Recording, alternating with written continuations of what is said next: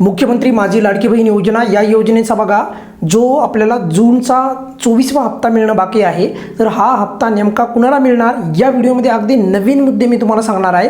आणि सर्वात महत्त्वाची गोष्ट म्हणजे असं झालेले बघा, ज्या लाभार्थ्यांना मार्च आणि एप्रिलचा हप्ता आलेला नाही, मार्च आणि एप्रिलचा हप्ता, तर अशापैकी पण प्रचंड लाभार्थी असे असतील की त्यांना असं वाटत असेल किमान आम्हाला जूनमध्ये तरी हप्ता मिळेल। जर तुम्ही पात्र असताल आणि काही कारणानिमित्त टेक्निकल एरर जर आला असेल तरच तुम्हाला नाव अपडेट होऊन हप्ता मिळेल, अन्यथा जो लाभ आहे तर तो कोणत्या कारणामुळे थांबला आहे तर त्याच्यामध्ये दुरुस्ती केल्याशिवाय तो लाभ चालू होणार नाही।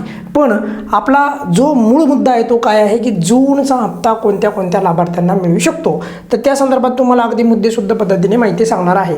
सर्वात महत्त्वाची गोष्ट म्हणजे तुम्हाला जूनचा 24वा हप्ता मिळण्यासाठी आपल्याला मेचा 23वा हप्ता येणं अनिवार्य आहे। पण याचा अर्थ असा मुळीच नाही की तुम्हाला 23वा हप्ता आलाच पाहिजे तरच तुम्हाला जूनचा 24वा येईल।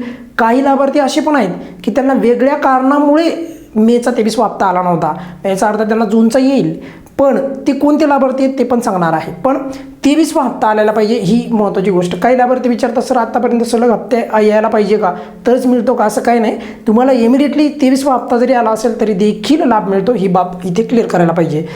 काही लाभार्थ्यांच्या बाबतीत मी पाहिलं आहे की बघा त्यांना वाटतं आम्हाला सर्व हप्ते मिळत आले, मग अचानक हप्ता काय थांबला, तर 24वा हप्त्याच्या संदर्भात पण तेच घडू शकतं।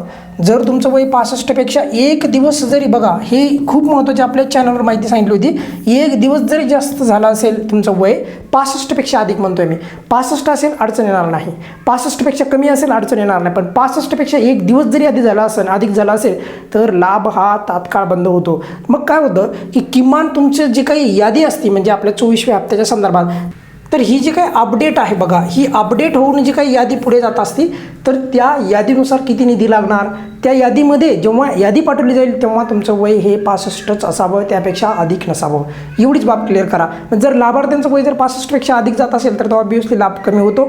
तर अशा लाभार्थ्यांना विनंती आहे तुम्ही निराधार योजनेसाठी पण अप्लाय करण्याचा प्रयत्न करा, तिथे पात्रता काय आहेत या संदर्भात मी नक्की तुम्हाला सविस्तर व्हिडिओमध्ये सांगेल।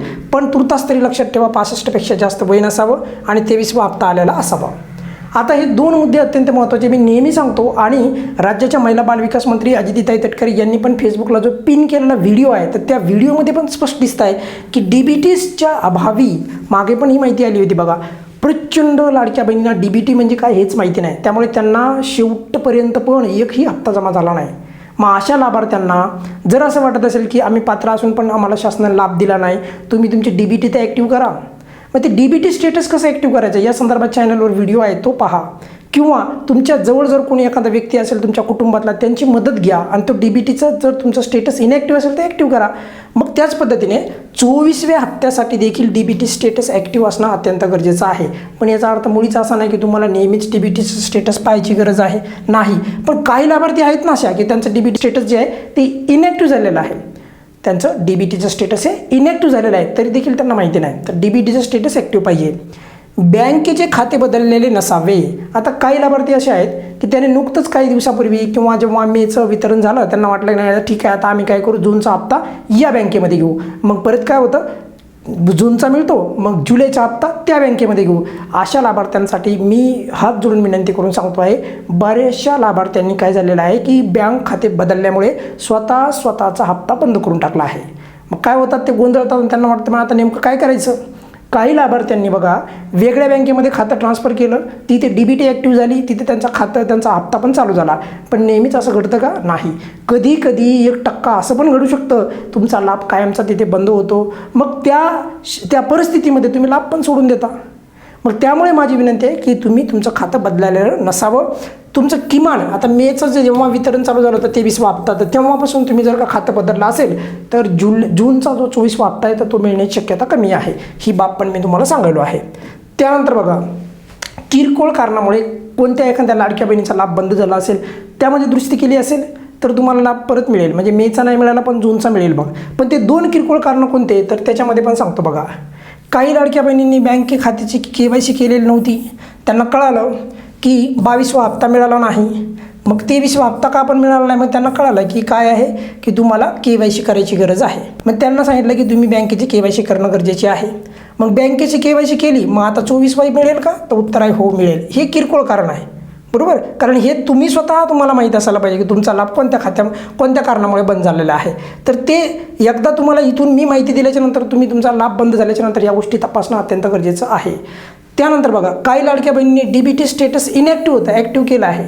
मे आणि मार्चच्या दरम्यान त्यांचं DBTचं स्टेटस इनॅक्टिव्ह होतं, आता केलं आहे, किंवा मेच्या वितरणाच्या वेळेस केलं आहे, मागच्या काही दिवसापूर्वी केला आहे. अशा लाभार्थ्यांना देखील 24वा हप्ता मिळेल. त्यामुळे हा जो काही मुद्दा होता 24वा हप्ता कुणाला मिळेल, अगदी सविस्तर आणि वेगळे आणि नवीन पॉईंट्स मी याच्यामध्ये सांगितलेले आहेत, जेणेकरून लाभार्थ्यांना क्लिअर होत जावे. छोट्या छोट्या गोष्टी असतात पण अत्यंत महत्त्वाच्या असतात. आपल्याला आपला लाभ जो आहे आता इथून पुढे कोणत्याही पद्धतीची खाडखोड न करता 1 वर्ष तरी किमान लाभ आपला कोणत्याही पद्धतीने आपण त्याला अडचण आणायची नाही. लाभ तर पुढे चालूच राहणार, पण आपण स्वतःहून अडचण त्याच्यामध्ये काही निर्माण करायची नाही, एवढीच सर्व लाभार्थ्यांना विनंती आहे. तुर्तास कुणाला जूनचा हप्ता मिळणार, अगदी सविस्तर तुम्हाला मुद्देशुद्ध पद्धतीने मांडलेला आहे. या व्हिडिओमध्ये आपण इथेच थांबूयात. बघा, काही अडचण असेल तर नेहमीप्रमाणे कमेंट्समध्ये विचारू शकता. धन्यवाद.